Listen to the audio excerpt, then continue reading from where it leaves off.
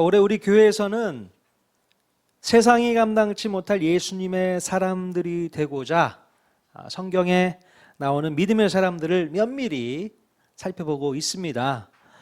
금요 저녁 기도의 시간에는요, 올해 또 초부터 구약의 성경 인물들부터 시작해서 살펴보고 있고요. 또 주일에는 몇 주 전까지 바로 예수님의 12 제자들에 대해서 나누는 시간을 가졌습니다. 이렇게 성경에 나오는 인물들을 공부해 보니까 현재 우리들의 모습과 별반 다를 것이 없는 평범한 사람들이었다는 것을 알게 됩니다. 하지만 그들이 하나님의 말씀에 순종하고 또 성령님께 붙들리게 됨으로 상상치도 못했던 놀라운 일들을 이끌어가는 주역으로 세워지게 되었음을 확인할 수 있습니다. 자, 정말로 하나님 말씀에 붙들리고 성령님께 붙들리게 된다면 세상이 감당치 못할 예수님의 사람으로 거듭나게 되는 줄로 믿으실 수 있길 바랍니다. 우리 모두가 다 그렇게 될 줄로 믿습니다. 자, 그리고 오늘부터는 이러한 맥락을 가지고 7주간에 걸쳐서 요한계시록에 나오는 소아시아 지역의 7개 교회들에 대해서 살펴보려고 합니다. 로마 제국의 핍박이 극심했던 그 당시 이 초대 교회들은요, 그 와중에도 어떤 모습으로 교회의 정체성을 지켜갔고 또 교회에 맡겨진 사명을 어떻게 감당할 수 있었는지 이 소아시아 지역의 7개 교회들을 중심으로 오늘부터 살펴보려고 합니다. 특별히 요한계시록은요, 우리가 다루기가 쉽지 않은 말씀이 기록되어 있습니다. 많은 비유와 상징으로 말씀을 기록했기 때문에 우리가 함부로 성경을 해석했다가는 이단적인 해석으로 흘러갈 수 있기 때문에 저도 조심스럽게 연구하고 있어요. 하지만 소아시아 지역의 7교회들에 대해서는 사도 바울이 예수님께서 들려주신 말씀을 기록한 부분이기 때문에 특별히 어렵지는 않습니다. 자, 우리 예수님께서 각각의 교회들에 대해서 칭찬과 책망을 골고루 주시는 것을 우리가 이제 앞으로 보게 될 텐데요. 교회들이 잘하고 있는 부분들에 대해서는 칭찬과 격려를 아끼지 않으시고 또 잘못하고 있는 부분들에 대해서는 따끔한 책망과 꾸중을 아끼지 않으시는 것을 볼 수 있어요. 그래서 요한계시록의 7교회를 공부하게 되면 오늘날 우리 교회들에게도 똑같은 위로와 또 격려와 책망의 말씀들을 간접적으로라도 들려주신다고 생각했기 때문에 오늘부터 한번 공부해 보려고 합니다. 아시겠죠? 자, 오늘은 그 첫 번째 시간으로 에베소 교회에 대해서 살펴보도록 하겠습니다. 자, 일단 소아시아 지역, 소아시아 지역은 오늘날 어디를 말하냐면요, 바로 튀르키예, 예전에는 터키라고 불렀는데요, 바로 튀르키예 나라 대부분의 지역을 소아시아 지역이라고 이야기를 합니다. 오늘날 그 아시아의 서쪽의 끝에 위치해 있는데요. 그림 한번, 지도 한번 보여주세요. 자, 소아시아가 어디인지. 저희가 바로 튀르키예 지역입니다.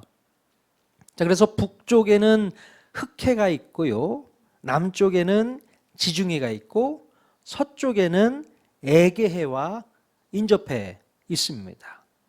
이런 지역적인 특성을 가지고 있습니다. 이 소아시아라는 이름은요, 고대 헬라어로 작은 아시아를 의미하는 미크라 아시아에서 유래했다고 합니다.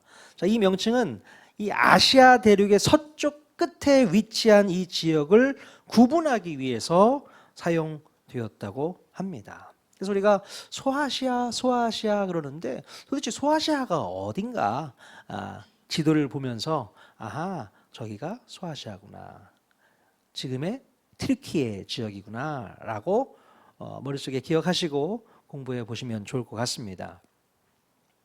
자, 이렇게 소아시아의 에베소 지역은요, 소아시아의 수도로서 상업과 교통의 요충지였습니다. 자, 그 당시 에베소라는 지역은 로마 제국의 3대 도시 중에 하나였습니다. 3대 도시라고 한다면 로마를 제외하고 알렉산드리아, 안디옥, 그리고 에베소, 이렇게 대도시에 속해 있던 지역이었습니다. 에베소에서 가장 유명한 것이 있다면 뭐였냐면요, 도시 외곽에 위치한 아데미 신전이 그렇게 유명했습니다. 사도행전에서도 우리가 살펴볼 수 있었던 아데미 신전. 그 신전은 이 풍요의 상징인 아데미 여신을 모시는 신전인데요. 이 신전에서 일했던 사제들만 하더라도 수천 명에 달했다고 합니다. 많은 사람들이 여기에 몰려서 먹고 사는 일을 했던 것 같아요. 에베소 지역 사람들은 이 아데미 신전으로 인해서 발생되는 경제적인 부를 창출하면서 풍요로운 삶을 누리면서 살 수 있었다고 합니다. 특히 신전 근처에서는 은생홍업자들이 많이 활동을 했었는데요.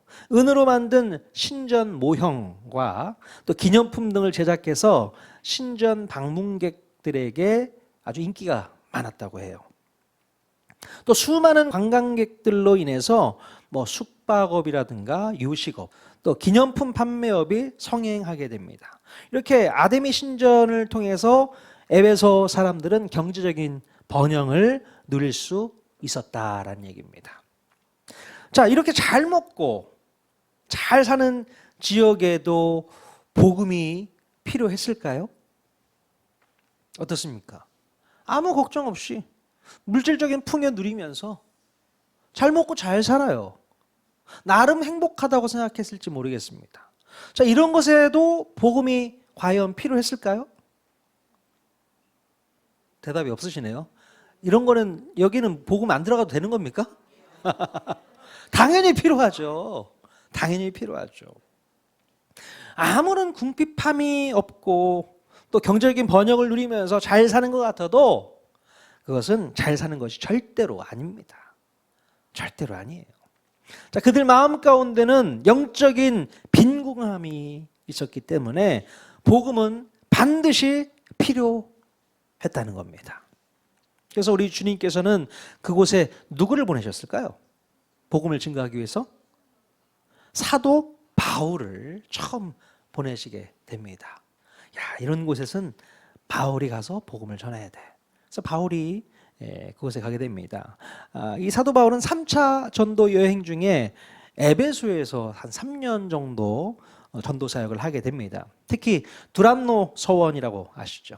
이 두란노 서원을 중심으로 날마다 하나님 말씀을 가르치는 사역을 함으로써 그 지역에 사는 유대인들이나 헬라인들에게 복음의 말씀을 듣도록 해서 구원을 얻게 하는 놀라운 역사를 이룰 수 있었다는 겁니다. 자, 그리고 나서 바울이 에베소를 비우는 동안 바울의 제자 디모데가 에베소 교회에서 목회를 이어갔습니다. 이렇게 에베소 교회는 사도 바울이 뿌린 복음의 씨앗이 열매를 맺으면서 날로 성장할 수 있었던 것이죠.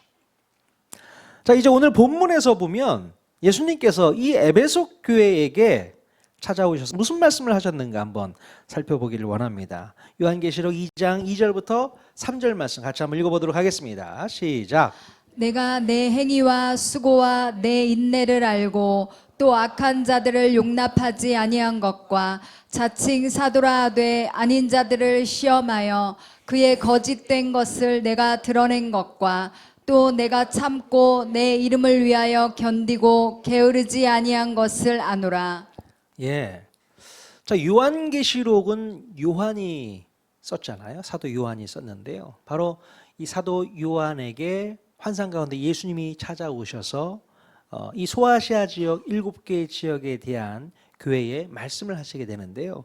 오늘 그 첫 번째 에베소 교회에 오셔서 이 말씀을 하신 거예요. 특별히 에베소를 향한 몇 가지 칭찬의 말씀을 해 주신 것을 볼 수 있습니다. 어떤 칭찬을 해 주셨는가? 첫 번째는 자, 그들의 행함과 수고와 인내를 칭찬해 주셨습니다. 에베소 교회 성도들의 행함, 또 수고, 그리고 인내를 칭찬해 주셨습니다. 자, 이 세 가지는요, 데살로니가전서 1장 3절의 말씀과 연결해서 보면요, 이해하기가 쉽습니다. 자, 데살로니가전서 1장 3절 말씀 같이 한번 읽어보겠습니다. 시작. 너희의 믿음의 역사와 사랑의 수고와 우리 주 예수 그리스도에 대한 소망의 인내를 우리 하나님 아버지 앞에서 끊임없이 기억함이니. 예, 사도 바울이 데살로니가 전서에서 이런 말씀을 하신 적이 있어요. 믿음의 역사, 곧 행함을 말하는 거겠죠. 그리고 사랑의 수고, 그리고 소망의 인내를 아주 중요하게 생각해서 편지글에 썼었는데요. 즉 믿음과 소망과 사랑을 근거로 한 신앙생활의 결과가 바로 행함과 수고와 인내로 나타난다는 거예요. 지금 에베소 교회 성도들이 행함과 수고와 인내를 잘했다라고 우리 예수님께서 평가해 주고 있지 않습니까? 여러분, 이 세상에는요, 믿음이 없는 행함이 있고요, 또 사랑이 없는 수고도 있고 소망이 없는 인내도 얼마든지 있습니다. 아무리 선한 일을 행한다고 해도 하나님을 향한 믿음의 기반이 없으면 그 행함은 결국 자기 자신의 의를 드러내는 용도밖에 사용되지 않습니다. 예. 행함을 너무나도 잘해. 참, 저 사람은 행함을 너무 잘해. 선행도 잘해. 그런데 그 모든 행함의 기반이 믿음이에요. 믿음 없이 행하는 행함, 자기 의를 드러내는 것밖에 나타나지 않는다는 겁니다. 자, 또한 남들을 위해서 자신을 희생하고 헌신한다고 해도 그 수고의 원천이 하나님의 사랑이 아니라면 그 수고는요, 결국 힘을 잃고 공허할 수밖에 없다는 거예요. 또한 아무리 고난을 참고 인내하고 버틴다고 하더라도 우리 하나님께서 보장해 주시는 천국과 또 구원에 대한 소망이 없다면 우리의 모든 인내는 헛될 수밖에 없다는 겁니다. 도대체 뭐 때문에 참습니까? 뭐 때문에 인내를 합니까? 천국과 구원에 대한 소망이 있어야만 그 참고 견디고 인내하는 것이 빛을 발하게 되는 거거든요. 우리에게는 천국과 구원이 있기 때문에 참고 인내하고 견디는 것이 어렵지가 않습니다. 예. 자, 그러나 이 에베소 교회는요, 사도 바울로부터 이 처음 복음을 배웠을 때에 믿음, 소망, 사랑의 결과로 행함, 수고, 인내라는 아주 중요한 열매를 맺을 수 있었던 것 같습니다. 하나님을 향한 올바른 믿음, 또 하나님의 사랑을 근거로 한 자기 희생과 수고, 또 어떠한 고통 속에서도 하나님 나라를 끝까지 소망하는 인내, 이 모든 것들이 에베소 교회의 성도들 마음 가운데 있었기 때문에 우리 주님이 칭찬해 주시지 않았나 생각이 되어져요. 자, 에베소 교회에 대한 두 번째 칭찬은 뭘까요? 바로 거짓 교사들을 물리쳤다는 겁니다. 즉 악한 자들을 용납하지 않고 거짓 사도들을 시험하여 그들의 거짓을 드러냈다는 겁니다. 여기서 거짓 교사들은 아마도 오늘 읽었던 6절 말씀에 보면 뭐라고 기록하고 있냐면 니골라당이라는 이단이 있습니다. 자, 니골라당을 의미했던 것 같아요. 사도 바울이 에베소 교회를 떠나면서 마지막으로 당부했던 말씀이 있습니다. 3년 동안 에베소 교회에서 사역을 다 끝마치고 이제 예루살렘으로 돌아오면서 마지막으로 그들에게 당부했던 말씀이 뭐냐? 자, 사도행전 20장 29절에서 30절 말씀 같이 한번 읽어보겠습니다. 시작. 내가 떠난 후에 사나운 이리가 여러분에게 들어와서 그 양떼를 아끼지 아니하며 또한 여러분 중에서도 제자들을 끌어 자기를 따르게 하려고 어그러진 말을 하는 사람들이 일어날 줄을 내가 아노라. 자, 사도 바울의 마지막 당부가 뭐였냐면요, 바로 거짓 교사들을 주의하라는 내용이었습니다. 미리 예언을 했던 것 같아요.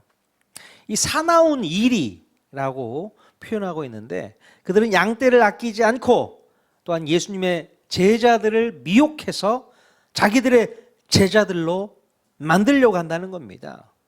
이게 바로 그때 당시 침투에 들어왔던 니고라당의 정체였던 것 같아요. 자, 요즘에도 가만 보면요, 목회자들 가운데 성도들을 바로 예수님의 제자로 세우기보다는 목회자의 말에만 복종하도록 훈련시키는 악한 목자들이 종종 있는 것을 볼 수 있게 됩니다. 보신 적 있으세요? 성경 말씀대로 양들을 잘 양육하고 훈련시키는 것이 건강한 목자의 역할인데, 악한 이리 같은 목자는요, 교회의 성도들을 자기 입맛에 맞게 행동하도록 강요한다는 겁니다. 강단에서 말씀을 선포할 때에도 제대로 된 건전한 말씀을 선포해야 하는데 은연중에 가스라이팅 설교를 내뱉으면서 성도들을 세뇌시키고 있다는 거예요. 그러면서 성도들의 몸과 마음과 영혼까지 소진시키고 탈탈 털어먹는 거짓 교사들이 오늘날에도 판을 치고 있습니다. 정말요. 이단 교회들이 그런 교회들이겠죠. 또 이단 교회는 아닌데도 제대로 된 목회자가 아닌 교회에서 이런 일이 비일비재하게 일어나고 있습니다. 여러분들이 이런 교회의 목회자를 직접 경험해 보지 못했기 때문에 우리 교회 목사님이 참 인격적이고 얼마나 좋은지를 잘 모르는 것 같아요. 여러분, 이런 사나운 이리 같은 목회자들이 이 업계에 판치고 다니지 못하도록 여러분 스스로가 정신 바짝 차리셔야 됩니다. 성도들이 정신을 바짝 차리셔야 돼요. 에베소 교회의 성도들처럼 똑똑하게 처신해서 그들의 거짓을 드러낼 수 있어야 합니다. 이렇게 우리 예수님께서는 그런 에베소 교회를 칭찬하셨던 거예요. 정말 요즘 같은 시대에 어떻게 그런 목회자들이 일 수 있을까? 참 의심해 볼 만도 한데 그런 목회자들이 꽤 있어요. 자기의 입맛대로 성도들을 조장하면서 무슨 로봇처럼 만드는 것 같아요. 가스라이팅 하면서. 거기에 완전히 속아 넘어가는 거죠. 성도들이. 너무 속상해요. 오히려 목회자인 제가 그 성도들한테 미안한 마음이 들 정도로. 어떻게 그럴 수가 있는가. 그것도 모르고 속아 넘어가는 거죠. 성도들은. 그냥 목사님이 하라는 대로만 하는 거예요. 절대 그러지 마십시오. 목사님들 하라는 대로 하는 게 맞나? 잘 판단하세요. 이거는 목사님 말 꼭 들어야 돼 하는 건 꼭 들으셔야 되고요. 오늘 목사님이 좀 이상하네. 이상한 요청을 하시고 요구를 하시네. 그렇게 생각되어지면 고민해 보시고 저한테 항의를 하세요.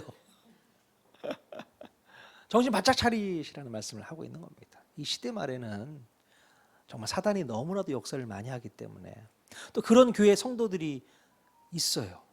고통받고 괴로워하고 아파하는 성도들이 얼마나 많이 있는지 모르겠습니다. 자, 그들을 위해서 우리가 기도해야 됩니다. 자, 에베소 교회에 대한 마지막 세 번째 칭찬은 무엇이었을까? 바로 예수님의 이름을 위해서 참고 견디고 게으르지 아니한 것을 칭찬해주고 있습니다. 에베소 교회는 거짓 교사들로 인해서 시달리면서 무척 수고하고 피곤해 있었습니다.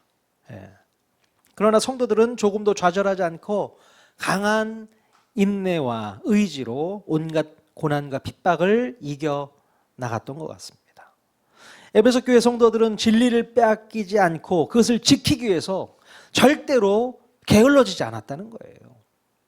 이단 세력과 싸우기 위해서 더 열심히 성경 공부도 하고 더 열심히 기도도 하고 더 열심히 모이기를 힘쓰면서 진리 수호에 앞장을 섰던 것 같습니다.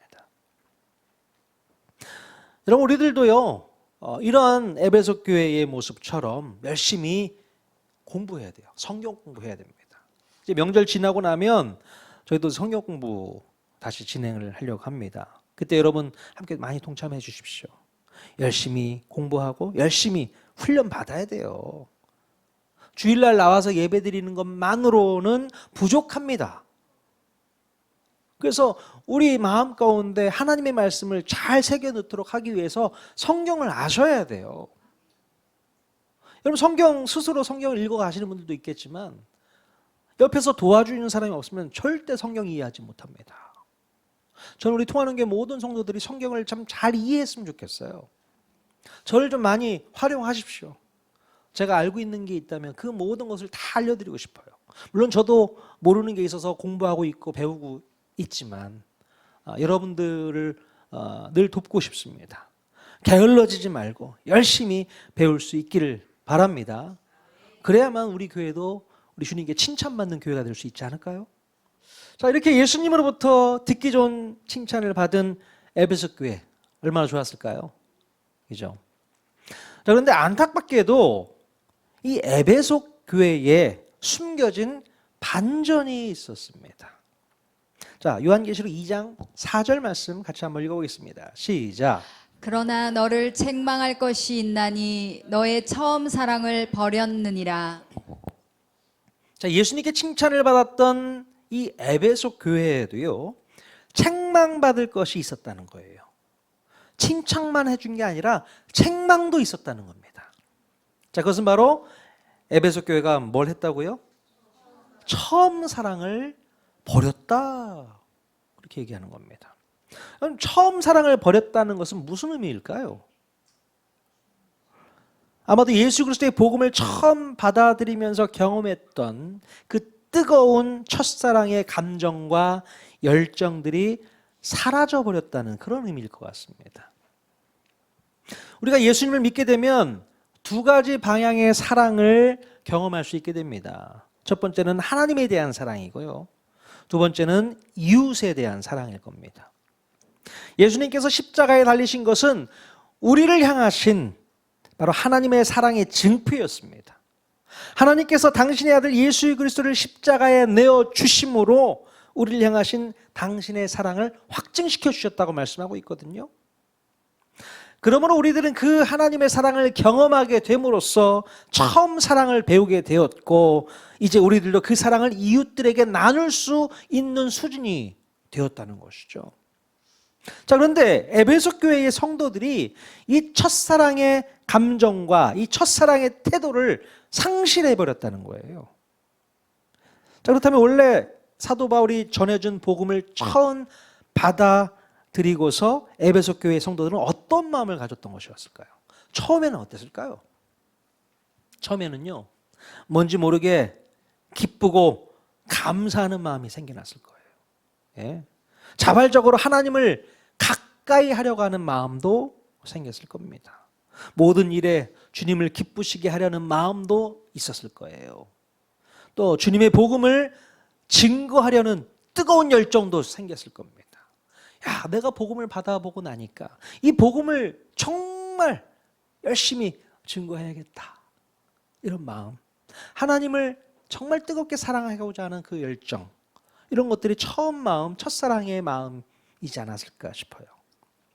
자, 처음에 이런 마음 가지고서 주님을 섬기고 교회를 섬겼을 겁니다. 자, 그런데 시간이 지나면서 이 에베소 교회가 진리를 수화하고 또 이단을 척결하는 일에 전심을 쏟다가 보니까 어떤 부작용이 생기게 되었냐면요, 점차 주님에 대한 첫사랑이 식어갔고 사람들에 대한 사랑이 냉랭해져 가게 되었던 것입니다. 아마도 이 니골라당을 몰아내는 과정에서 많은 소진이 있었던 것 같아요. 힘들었겠죠. 지쳤겠죠. 하나님의 말씀, 즉 진리의 말씀을 온전히 수호하게 한 방법으로 그들은 열심히 성경을 읽고 말씀을 열심히 공부하고 철저히 훈련을 받기는 했지만 어쩌면 그들은 지식으로만 하나님의 말씀을 받아들이게 되었고 그것으로 사람들을 평가하는 데 써버리고 또 서로에게 점수를 매겨가면서 말씀의 내용보다는 말씀을 싸고 있는 형식에 더 치중하지 않았나 싶습니다. 참 안타깝죠. 열심은 가졌는데 그 열심의 내용 자체가 잘못됐다는 것이죠. 또한 이단 세력을 척결해가는 과정에서 사람들을 사랑하는 마음보다는 서로를 의심하고 또 색안경을 끼고서 바라보는 잘못된 습관이 생기지 않았나 싶어요. 그래서 더더욱 사람들을 사랑하는 마음으로 대하기가 더 어려워지게 되었다는 겁니다. 예전에 한참 신천지가 교회에 몰래 투입되는 일이 있었습니다. 요즘에는 드러내놓고 자기 신천지 교인이라고 얘기를 하지만 예전에는 안 그랬어요. 몰래 들어왔습니다. 그래서 제가 예전 교회에 있을 때 이제 부교육자 생활을 하면서 성도들이 교회로 오면은 인사를 하잖아요. 그런데 낯이 익지 않은 낯선 분이 교회에 딱 들어오시면 어떤 마음을 갖게 될까요? 경계를 하게 됩니다. 아니 새로운 분이 교회에 오셨다 반갑게 맞아들이면서 처음 오셨어요 하면서 기쁜 마음으로 나아가야 되는데 신천지 아니야? 한번 위아래로 스캔을 한번 쫙 하고 의심을 합니다. 진짜 얼굴 표정을 잘 보죠. 혹시 신천지교에서 보낸 그런 스파이가 아닌가? 그렇게 의심을 하게 돼요. 그러니까 사랑하는 마음이 줄어들 수밖에 없는 것 같아요. 새로운 영혼이 교회에 찾아오면 너무나도 기쁘고 즐거운 마음이 더 앞서가야 되는데 오히려 의심부터 한다니까요. 이게 문제죠. 사랑하는 마음이 식습니다. 제가 그것을 경험했던 적이 있어요. 요즘에는 그렇진 않지만 요즘에는 신천지에 다니던 분이 오더라도 너무 반가울 것 같아. 우리 교회에 오면 말씀으로 잘 양육해서 변화시키고 우리 교회 성도들로 만들어내면 되지 않겠습니까? 여러분이 도와주실 거잖아요. 그러니까 누가 오더라도 환영하고 잘 오셨다고 그렇게 얘기해 주시면 좋을 것 같습니다. 여러분, 첫사랑을 끝까지 유지하기가 쉬울까요? 어려울까요? 왜 어렵다고 그렇게 단언하면서 얘기합니까? 어려워요? 제가 최근에 예능 프로를 하나 보게 되었는데요. 이혼 숙녀 캠프라는 예능 프로가 있습니다. 보신 적 있으신가 보네요. 부부관계 위기를 맞이하게 된 몇 쌍의 부부들을 이 캠프촌에다가 데려다 놓고 서로를 돌아볼 수 있도록 기회를 주는 그런 예능 프로예요. 자, 원래 부부들은요 처음 사랑해서 결혼까지 하지 않습니까? 그렇잖아요. 사랑하지 않는데 결혼하는 부부가 어디 있어요? 사랑하니까 막 알콩달콩 처음에는 그렇게 이쁘게 사랑하면서 결혼 생활을 유지해 나가는데 시간이 지나다 보니까 서로 소통이 되지 않고 서로의 마음 가운데 앙금과 상처가 쌓이면서 처음 사랑을 잃어버리게 됩니다. 그렇더라고요. 자, 그 예능 프로에 보니까 한 부부가 있었는데 정말 깜짝 놀랄 만한 모습을 보여주더라고요. 서로가 별명이 붙었는데 투견 부부라는 거예요. 투견 부부. 투견이 뭔지 아시죠? 개들이 싸우면 난리가 납니다. 와, 정말 무섭더라고요. 부부가 그렇게 싸워요. 막 뭐 집어 던지는 건 뭐 기본적인 거고요. 와, 서로 폭력이 막 난무하고 욕이 막 난무하고 어떻게 부부 사이에 그럴 수가 있습니까? 그러면 그냥 바로 갈라서야 하는 게 낫지 않을까 생각이 드는데 이제 그런 부부가 이 캠프에 와서 서로를 돌아보는 그런 프로그램에 참여하게 되다 보니까 자기 자신을 보게 되더라고요. 그러면서 서로 화해하게 되고 서로 회복되어지는 모습을 또 보여주더라고요. 과연 그들 부부는 좋은 관계로 회복할 수 있을까? 그럴 것 같긴 한데 모르겠습니다.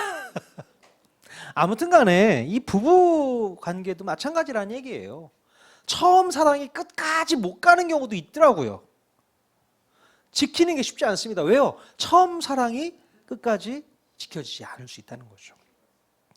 식는다고 표현하죠. 사랑이 식었어. 사랑이 식었어. 자, 우리 예수님께서는 처음 사랑을 버린 그 에베소 교회에게 뭐라고 권면하고 있는가? 요한계시록 2장 5절 말씀 같이 한번 읽어보겠습니다. 시작. 그러므로 어디서 떨어졌는지를 생각하고 회개하여 처음 행위를 가지라. 만일 그리하지 아니하고 회개하지 아니하면 내가 내게 가서 내 촛대를 그 자리에서 옮기리라. 네. 자, 먼저 어디서부터 잘못되었는지를 먼저 생각해 보라는 거예요. 뭐가 잘못됐는가?